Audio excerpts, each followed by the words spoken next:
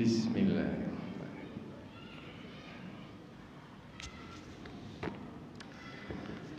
A'udzu billahi minasyaitonir rajim. Bismillahirrahmanirrahim. Assalamualaikum warahmatullahi wabarakatuh. Alhamdulillahi rabbil alamin wa bihi nasta'in ala umuri dunya waddin nasta'inuhu wa nastaghfiruh wa na'udzu billahi min shururi anfusina wa min sayyiati a'malina faman yahdihillahu fala mudilla lahu wa man yudlil fala hadiya lahu. Ashhadu an la ilaha illallah wahdahu la syarika lahu wa ashhadu anna Muhammadan abduhu wa rasuluhu la nabiyya ba'dah. Amma ba'd. Puji syukur kehadiran Allah Subhanahu wa taala, kemudian salawat dan salam kepada Rasulullah sallallahu alaihi wasallam. Kaum muslimin dan muslimat jemaah Masjid Muhajirin yang dirahmati Allah, insyaallah kajian kita pada malam hari ini melihat tiga ujung ayat, tiga dari ayat yang kita lihat ujung-ujungnya saja. Tetapi meskipun ujungnya, kita juga nanti akan menyentuh ayat tersebut, karena biasanya ujung ayat menerangkan tentang kandungan ayat. Yang pertama ayat yang terdapat dalam surah Al-Anfal ayat 44. Yang kedua surah Luqman ayat 22. Kemudian surah Asy-Syura ayat 53. Bisa ulang kembali? Al-Anfal 44. Kemudian Luqman 22. Kemudian Asy-Syura ayat 53. Hampir-hampir sama ujungnya. Yang di Al-Anfal wa ilallahi turja'ul umur. Kepada Allah semua urusan dikembalikan. Di surah Luqman wa ilallahi akibatul umur. Kepada Allah kesudahan segala urusan. Kalau tadi kepada Allah segala urusan dikembalikan.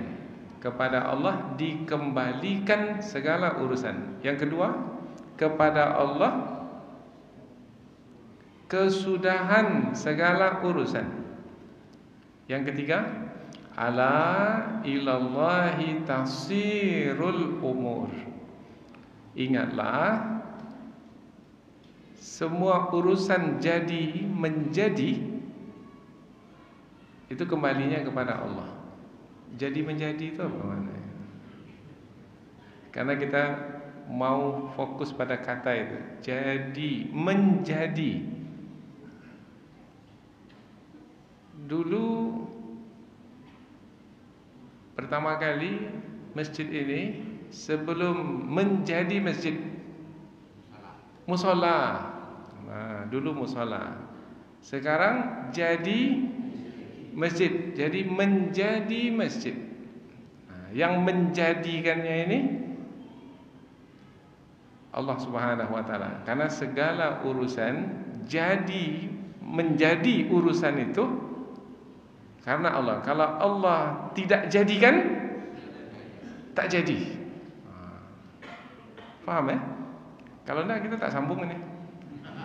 Karena ini yang mau kita bahas ini tiga kata ini, yaitu kepada Allah segala urusan itu dikembalikan, kepada Allah segala urusan itu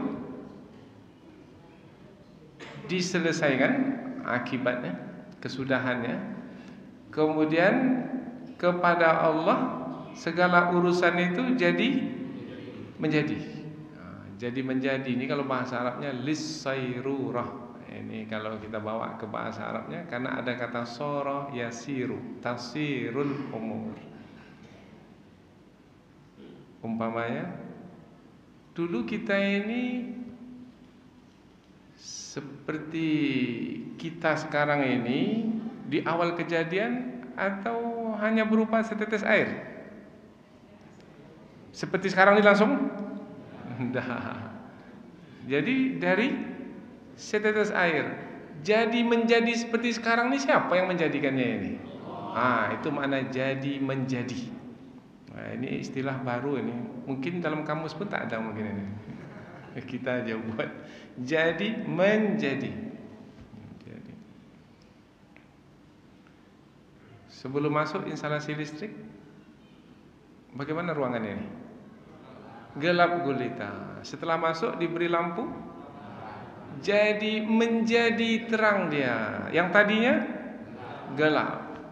Dulu bangsa manusia ini dalam kegelapan, minadz-dzulumat, kemudian menjadi berada dalam cahaya yang terang benderang, ilan nur. Nabi mengeluarkan manusia dari kegelapan kebodohan, kegelapan kekufuran, kepada cahaya yang terang benderang, kepada keimanan, kepada Islam, kepada tauhid. Jadi menjadi. 3. Surah Al-Anfal, surah Asy-Syura, dan surah Luqman. Surah Luqman dulu, baru surah Asy-Syura. Baik. Apa kaitannya kajian kita ini dengan hidup kita? Ini mestilah kajian ini berkaitan dengan hidup kita. Bahkan kaitannya sangat kuat dan erat sekali, karena setiap hari kita lalui urusan. Dahulu yang sudah berumah tangga sekarang, dahulunya bujang, yang laki-lakinya. Kalau yang perempuannya gadis. Kemudian bertemu dalam belanga.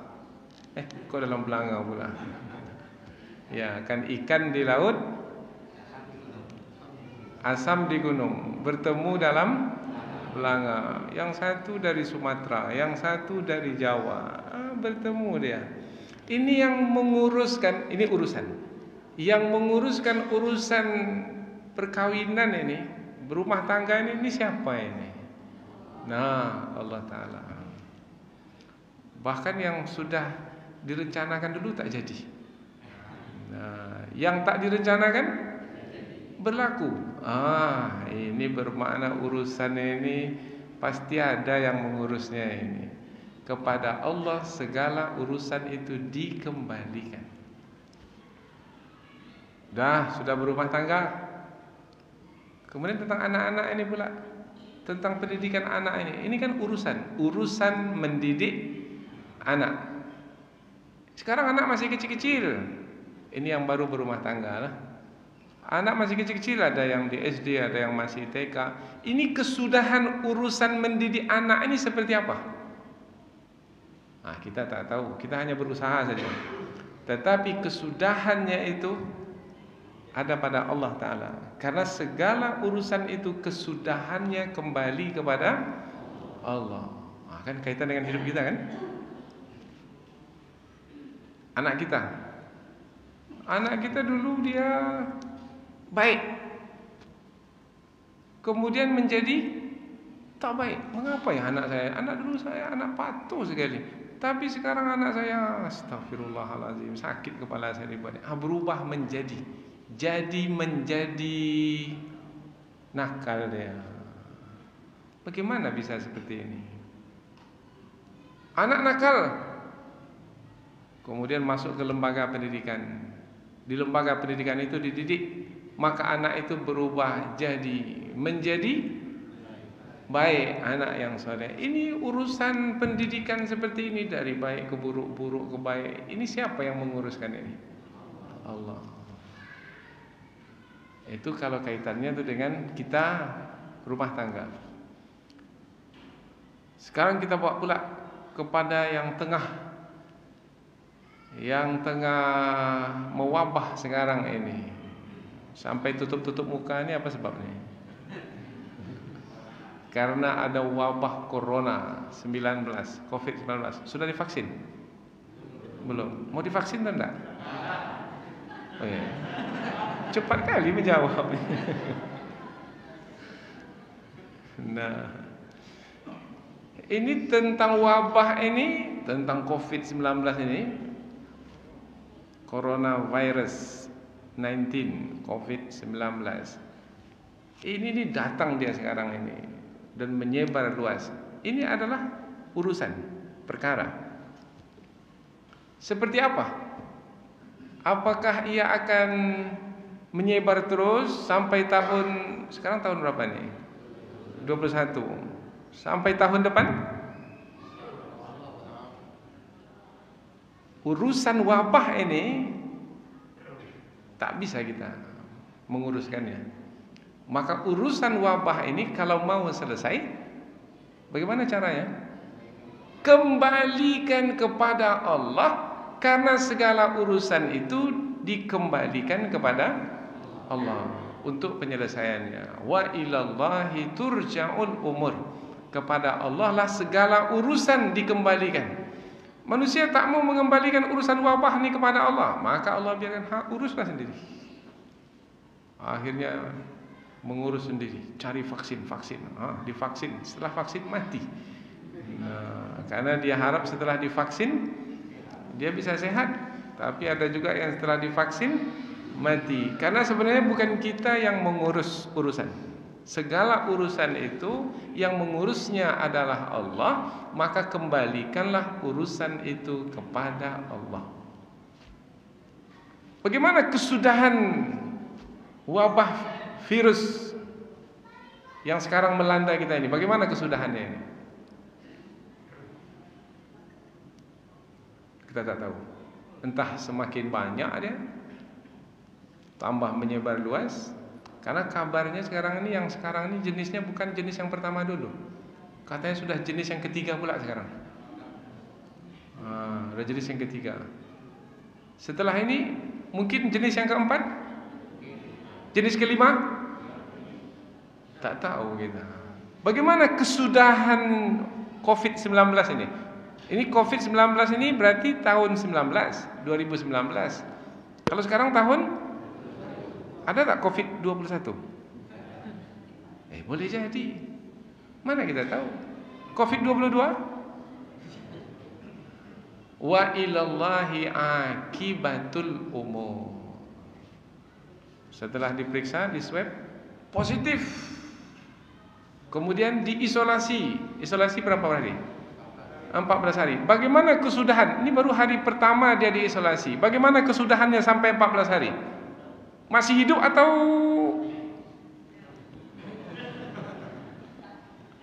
takut nyebutnya ya? Jangan takut.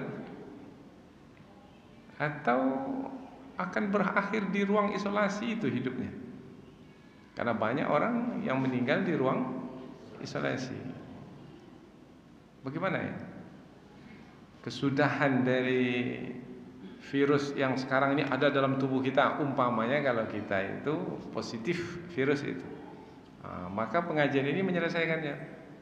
Kesudahan virus dalam tubuh saya ini dikembalikan saja kepada Allah. Ilallahi turja'ul umur, ilallahi akibatul umur. Sekarang badan kita sakit, berubah menjadi sehat.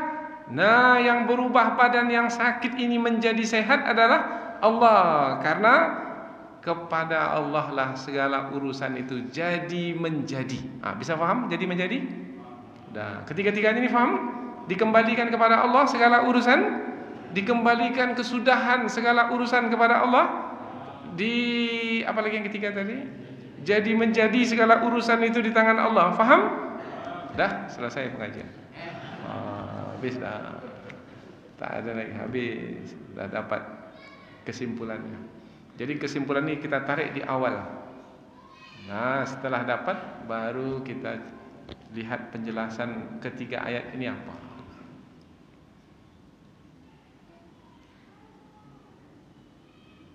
Surah Al-Anfal ayat 44. Ayat ini sebenarnya menerangkan tentang perang Badar. Pernah dengar kisah tentang perang Badar? Ada, berarti saya tak perlu cerita lagi. Kalau ada pernah dengar. Belum. Nah, ini belumnya dah ketahuan, tadi kita sudah. Nah, perang Badar itu perang yang pertama di dalam Islam. Berlakunya di satu tempat namanya Badar. Belum pernah kaum muslimin bertempur dalam medan perang kecuali di Badar ini pertama kali. Setelah itu baru ada perang Uhud, ada lagi perang-perang berikutnya. Tapi yang pertama kali itu Badar, dan kaum muslimin ketika itu berjumlah berapa? 313 orang. 300 lebih. 313, ada yang menyebutnya 313 orang. Kaum muslimin baru pertama kali perang. Kemudian sebenarnya pergi ke Badar bukan untuk perang. Kemudian tidak punya senjata yang lengkap untuk berperang dan tak terbiasa perang. Kemudian kaum muslimin berperang dengan siapa? Dengan kafir Quraisy. Kafir Quraisy datang dari kota Mekah. Jumlahnya berapa? 1000 orang. Dan kafir Quraisy itu sudah terbiasa perang dan membawa senjata lengkap. Memang tujuannya ke Badar untuk berperang dengan kaum muslimin. Berapa lawan berapa? 313 lawan 1000. Yang 313 kaum muslimin belum terbiasa perang. Senjata pun ala kadar. Menghadapi musuh 3 kali lipat jumlahnya. Kalau kira-kira kita lah menghadapi musuh 3 kali lipat, kita teruskan atau enggak ya? Lari? Ya wajar. Wajar itu. Itu apa? Logis, masuk akal. Karena menghadapi orang yang 3 kali lebih kuat dari kita, mau mati. Nah, tetapi Allah menghendaki perang itu mesti berlaku. Bagaimana supaya perang itu berlaku? Nah, inilah ayat yang menerangkannya. Allah menguruskan urusan yang berkaitan dengan perang. Tadi ujungnya adalah kepada Allah lah segala urusan itu dikembalikan. Maka urusan perang ini dikembalikan kepada Allah. Yang menguruskan perang ini bukan lagi manusia, bukan lagi kaum muslimin, bukan lagi orang kafir itu, tetapi Allah yang mengurus urusan perang itu. Wa idh yurikumuhum idzil taqaitum fi a'yunikum qalilan.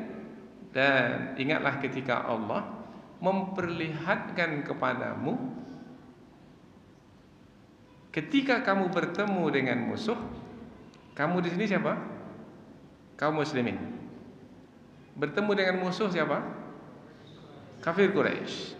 Dan ingatlah ketika Allah memperlihatkan musuhmu, ketika kamu bertemu dengan musuhmu di dalam pandanganmu, fi a'yunikum, dalam pandanganmu, qalilan, sedikit. Tadi jumlah musuh berapa? 1000. Umat Islam 313. Bagi umat Islam yang jumlahnya 313, 1000 itu sedikit atau banyak? Bagi umat Islam yang 1000 itu, mereka berjumlah 313. Yang 1000 itu sedikit atau banyak? Banyak.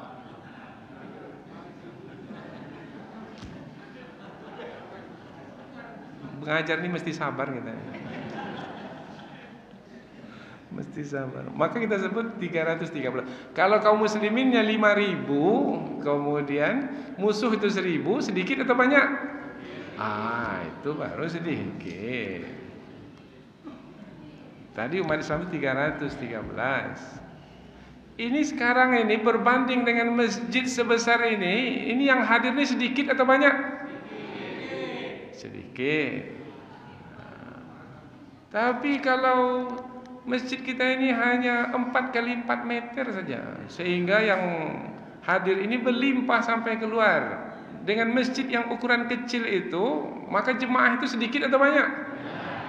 Dah, selesailah nih.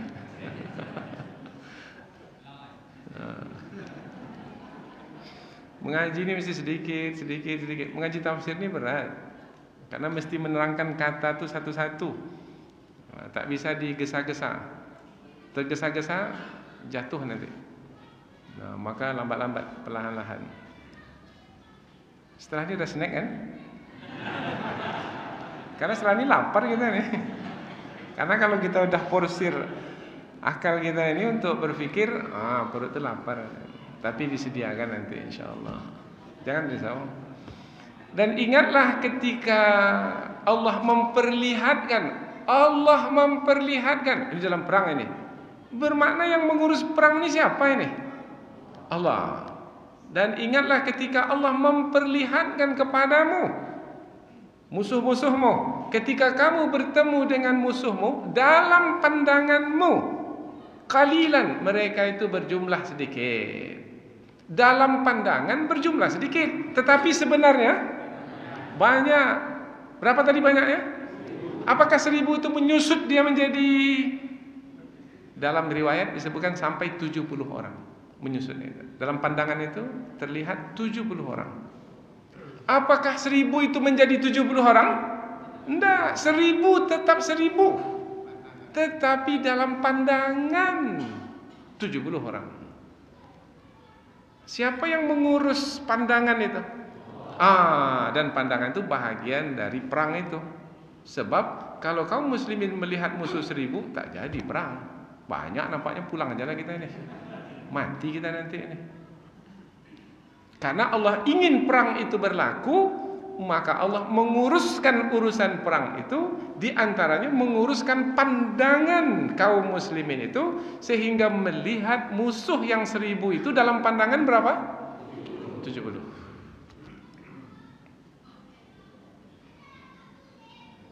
Maka kalau melihat 70, jadi berani atau jadi takut? Itu dia. Setelah melihat hasil swab positif itu, jadi berani atau jadi takut?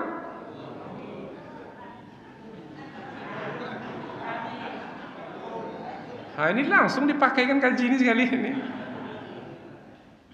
Positif umpamanya, jadi berani atau jadi takut? Nantilah, ini nampaknya belum masuk kaji itu nampaknya lagi. Kita lihatlah nanti. Kalau jadi takut itu wajar. Tetapi nantilah kita akan bahas. Ya, karena nanti kuncinya itu, kalau segala urusan dikembalikan kepada Allah, tak ada lagi alasan untuk takut. Tak ada lagi. Kalau masih takut juga bermasalah keimanannya itu. Itu nanti itu, sekarang belum lagi.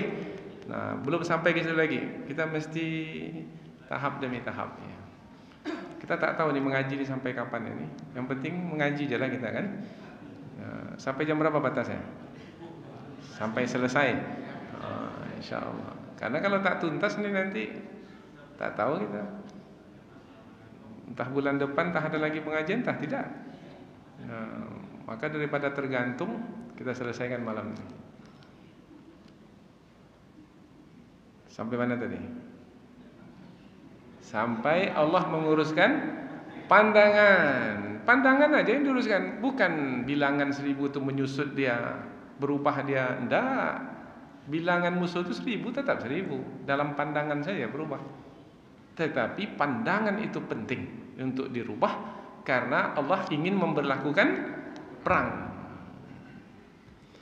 Kemudian sambungan ayat, wa yuqallilukum fi a'yunihim, dan Allah membuat bilangan kamu sedikit dalam pandangan mereka. Tadi kan pandangan kaum muslimin yang dirubah oleh Allah, sehingga jumlah musuh yang banyak nampak seperti sedikit. Sekarang juga pandangan musuh dirubah oleh Allah, yaitu kaum muslimin yang berjumlah 313 nampak lebih sedikit.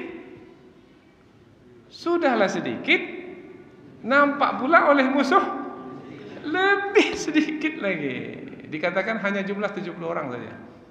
Tentunya kaum kafir itu, karena mereka tahu jumlah mereka 1000 mau lawan 70. Oh, enteng aja ini. Maka semakin bersemangat orang kafir itu untuk memerangi kaum muslimin. Kaum muslimin pula bersemangat pula memerangi kaum kafir, karena dalam pandangan mereka jumlah kaum kafir itu sedikit. 70. Ini dalam pandangan ya. Tapi pada hakikat sebenarnya ketika 1000 melihat musuh 70, sedikit betul ini. Nah, ketika 313 melihat 70, sedikit ini. Nah, karena masing-masing melihat musuh itu sedikit, maka liyaqdiyallahu amran kana maf'ula. Liyaqdiya maknanya Allah ingin menetapkan perang itu berlaku seperti yang Allah kehendaki. Karena segala yang berlaku itu semuanya adalah berdasarkan kehendak Allah. Semua sudah ditetapkan dalam qada dan qadar. Tapi Allah yang menguruskannya seperti apa berlakunya. Wa ilallahi turja'ul umur, ujung ayat. Dan kepada Allah lah segala urusan itu dikembalikan. Berlaku perang? Berlaku perang. Kalau kaum muslimin melihat musuh itu banyak, kemudian lahir rasa takut, jadi perang? Tak jadi perang. Kalau orang kafir itu melihat kaum muslimin jumlahnya banyak, kemudian ada rasa takut dalam hati, jadi perang? Tak jadi perang. Itu bukan yang Allah kehendaki. Yang Allah kehendaki berlakunya perang. Untuk apa berlaku perang ini? Untuk melahirkan semangat di kalangan kaum muslimin. Karena selepas itu akan ada perang-perang lagi, maka kalau tak punya semangat, bagaimana akan menghadapi perang berikutnya? Kemudian apabila berlaku perang, nanti Allah akan memberikan pertolongan di dalam perang, maka kaum muslimin mendapat pengalaman, yaitu menerima pertolongan Allah, sehingga bertambahlah keyakinan mereka kepada Allah. Karena dengan pertolongan Allah kemenangan akan didapatkan. Nah, jadi perang itu berlaku karena Allah menginginkan banyak hal dari perang itu, yaitu untuk membangkitkan semangat kaum muslimin, semakin kuat hubungan kaum muslimin dengan Allah Subhanahu wa taala, ketergantungan dengan Allah taala, karena yang memberikan pertolongan sehingga mendapatkan kemenangan adalah Allah. Kemudian juga kepada musuh. Mengapa Allah sedikitkan jumlah kaum muslimin itu dalam pandangan orang-orang kafir? Supaya orang kafir ini tak begitu bersiap sedia menghadapi kaum muslimin. Nah, kalau nampak musuh itu sedikit, Allah tak perlu bersiap sedialah. Ibaratnya ada petarung tinju itu badannya besar, kuat umpamanya. Kemudian mengetahui musuhnya itu kecil, lemah, maka yang kuat ini tak perlu latihan siap-siap diri, nanti langsung aja naik ring. Nah, maka dia akan meremehkan musuh. Musuh itu pula, dia bersiap sedia. Maka boleh jadi yang bersiap sedia ini akan memenangkan pertarungan itu nantinya. Jadi semua ini yang merancang siapa ini? Allah Ta'ala. Kalau ikut hukum biasa, hukum kekuatan, hukum sebab akibat, 1 lawan 3, yang 1 tak biasa perang, yang 3 sudah biasa perang. Kira-kira menang yang mana? 1 atau 3? Hukum biasa. Yang biasa ini, yang 1 ini tak pernah ikut perang, sekarang ikut perang. Yang 1 lagi, yang 3 lagi itu sudah biasa perang, maka ikut hukum biasa. Yang 3 itu yang menang. Yang 1 ini kira-kira kalau tahu dia 3 itu berani lawan atau enggak? Berani. Oh, hebat dia berarti. Tinggi percaya dirinya itu. Umpamanya lah, ini umpamanya ini. Kalau kancil lawan serigala, mana yang menang? Serigala. Itu hukum biasa ya. Hukum biasa. Kecuali dalam film lah. Ini tidak dalam hukum biasa. Kira-kira kalau kancil bertemu dengan serigala, kancil ini berani lawan atau enggak? Hukum biasa. Berani lawan? Enggak, mau mati saya nih. Maka dia akan lari. Tapi kalau si kancil itu melihat yang depan itu bukan serigala, tetapi ayam umpamanya, itik umpamanya, kancil itu berani atau tidak melawan? Padahal sebenarnya serigala di depannya. Karena bukan realita, bukan kenyataan itu yang berubah, enggak, tetapi pandangan saja yang berubah, dan yang merubah pandangan itu adalah Allah Ta'ala. Yang menguatkan sistem imun dalam tubuh kita itu, sistem imun, ini kan COVID ini kan sebenarnya yang akan sangat membantu kita dalam menghadapinya sehingga kita bisa pulih kembali, itu adalah sistem imun, kekebalan. Itu kaitannya adalah dengan pandangan. Kalau pandangan kita itu positif, maka sistem imun yang ada pada tubuh kita itu akan menguat. Maka virus itu akan dapat dikalahkan. Karena virus itu ibaratnya tentara jahat di dalam tubuh. Virus itu tentara jahat di dalam tubuh. Untuk mengalahkan tentara jahat itu, kita perlu juga punya tentara yang baik. Nah, kalau tentara baik ini jumlahnya banyak, maka dapat mengalahkan tentara yang jahat itu. Maka tak ada batuk, tak ada hilang bau penciuman, tak ada sesak nafas, tak ada. Apa sebab? Sebab tentara baiknya itu ada dalam tubuhnya dan mengalahkan virus itu. Virus itu ada dalam tubuh itu? Ada. Ketika di swab positif dia, tapi tak ada gejala. Batuk dia tak ada, demam dia tak ada, sesak nafas tak ada. Orang seperti ini disebut apa namanya? OTG. Apa itu OTG? Ya, orang tanpa gejala. Tapi ada virus itu dalam tubuhnya? Ada. Sekarang ini tak ada yang bergejala ini. Demam tidak, sesak nafas tidak, batuk tidak, hilang penciuman tidak. Tapi boleh jadi tidak yang hadir ini ada virus dalam tubuhnya. Boleh jadi. Ada atau tidak? Kita kan mana tahu, maka kita tambahlah kata boleh jadi ini. Boleh jadi ada atau tidak? Ada. Mana kita tahu? Karena ada OTG.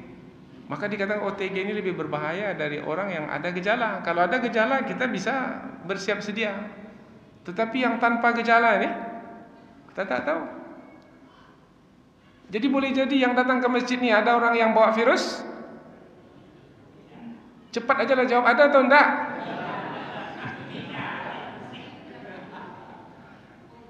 Boleh jadi ada. Jangan katakan tidak, berani kita memastikan tak ada nih.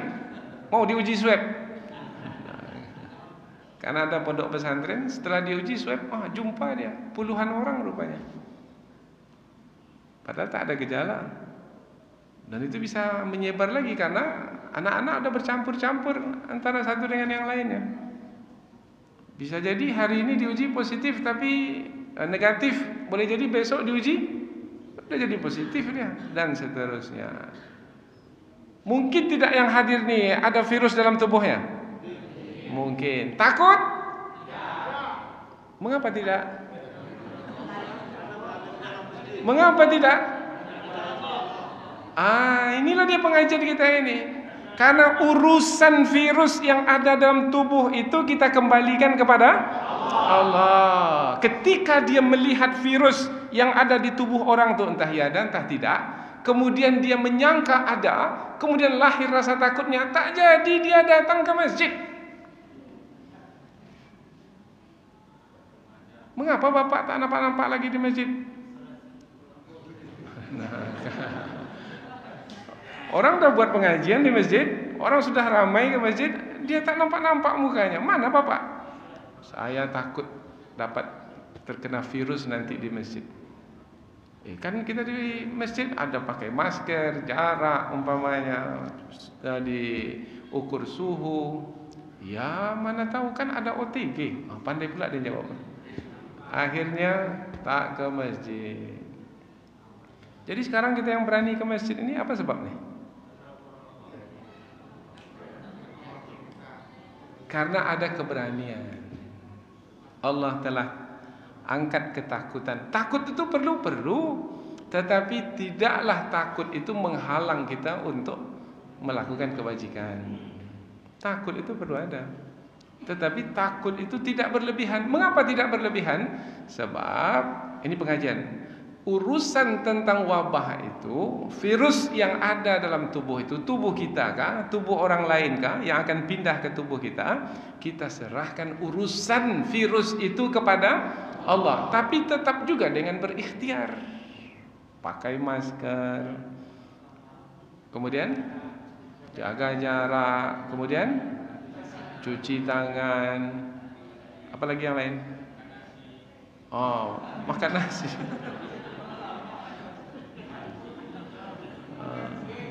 Ya, cukupkan nutrisi, itu maksudnya. Cukupkan makanan, cukupkan istirahat dan lain sebagainya. Itu pembahasan tentang ikhtiar, itu tentang usaha. Bukan itu yang mau kita bahas. Yang mau kita bahas ini berkaitan dengan keimanan, berkaitan dengan keyakinan sebelum usaha kita bahaskan. Kalau tidak nanti kecewa. Sudah divaksin, kemudian dia kena juga COVID lagi, maka dia pun kecewa. Apa gunanya vaksin ini? Saya mau divaksin ini supaya saya tak terkena, tapi setelah divaksin kena pula. Dia tak faham bahwasanya urusan virus yang ada dalam tubuh itu adalah urusan Allah Ta'ala. Karena ada yang berani katanya. Tadi pagi saya dapat berita, dia ini termasuk tenaga medis juga. Saya sudah divaksin, maka saya tak akan terkena COVID lagi. Sehari selepas itu kena COVID, dia mati dia lagi. Mati. Ini berlaku kasusnya. Apa yang dia telah abaikan? Keimanan kepada Allah Ta'ala. Manusia silahkan saja berusaha, tetapi sebenarnya yang menentukan adalah Allah, karena segala urusan itu dikembalikan kepada Allah. Dah masuk Isya? 10 detik tak bisa kita nambah nih. Baik. Jadi baru 1 ayat ya. Tadi berapa ayat tadi? 3 ayat. Maka 2 ayat ini lagi kita sambung selepas Isya nanti insyaallah. Assalamualaikum warahmatullahi wabarakatuh.